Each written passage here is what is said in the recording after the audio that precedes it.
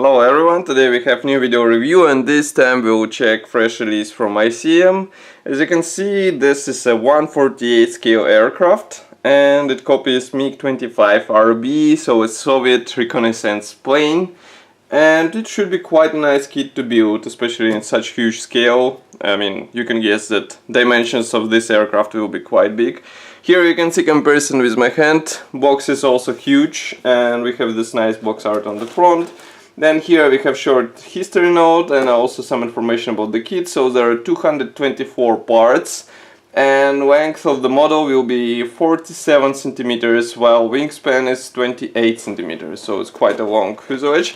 And here you can see one of the marking options, but we'll see it further in the video review because marking options should be supplied with guides in assembly manual. By the way, box structure here, as you can see, is quite typical for ICM, so we have color printed flexible top part and then sturdy white cardboard box, which should ensure that all parts here stay intact. That's a top opening box, as you can see. All frames, as usual for ICM, are packed into the same plastic bag, so just give me a second, we'll open them and check them closer. I'm actually quite surprised that there are plenty of plastic sprues, because 1/48 scale aircrafts usually feature not that many plastic frames, but nevertheless, let's start with these ones. As you can guess, here we have fuselage parts, top and bottom plates. Also here we have some parts for the engine nacelles, and here we have some parts for the wheel wells. External detailing is quite nice. I mean, I can zoom in so that you can see that fuselage halves feature recessed panel lines and riveting, and this should look good after some washings applied or maybe pre-shading, but I mean, they are present here, so it will be up to you how you, let's say, accent attention on them. Inside there is nothing interesting as far as I can see, so let's go to the next sprue. Next frame is dedicated again to the air intakes. Here you can see them, so there will be no, these are actually the nose halves, and air intakes will be assembled here as a separate pieces, so that's what I understood. Here you can see these large air intake panels, and let's flip it over. By the way, note that this half is already broken off the attachment point because of the tight packaging. Then here inside I will zoom in so that you can see that we have position pins and also some guiding elements for the proper position of the cockpit. Then the same can be said about these nice tubes for the engine, and the same can be said about these air intakes. As you can see, we have some internal detailing as well. And of course, again, we have some position elements there so that you won't have to waste your time while trying to align these parts together. Next we have two absolutely identical frames. These ones are dedicated to armament, as you can see.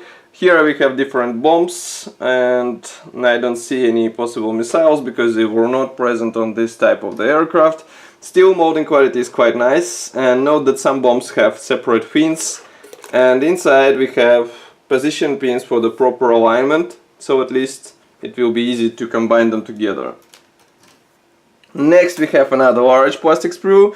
Here we have more of the engine parts. For example, here you can see afterburners.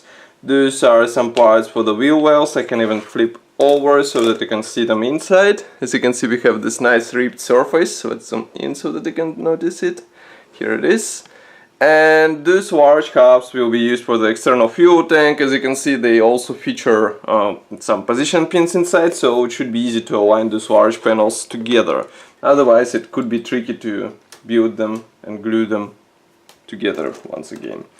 Next we have some parts for the tail segment. Tail segment should be also assembled separately, so here you can see two parts with separate rudders, and tail wings of course are also separate. The same can be said about wheels, which should be glued out of two halves, and note that they are attached on one point only. That's quite nice, but still, if you have a chance to get a resin replacement, I would rather buy and install it, because in 1/48 scale such upgrade will be noticeable.